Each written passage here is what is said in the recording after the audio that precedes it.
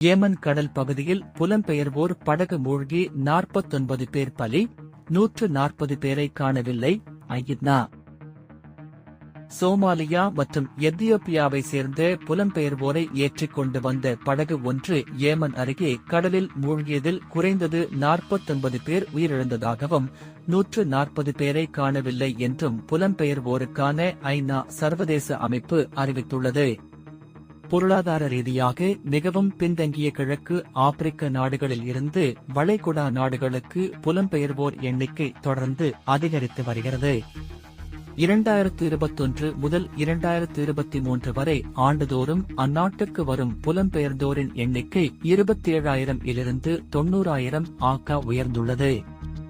சுமார் 3,80,000 புலம்பெயர்ந்தோர் தற்போது ஏமனில் உள்ளனர் என்று புலம்பெயர்வோருக்கான ஐநா சர்வதேச அமைப்பு தெரிவித்துள்ளது.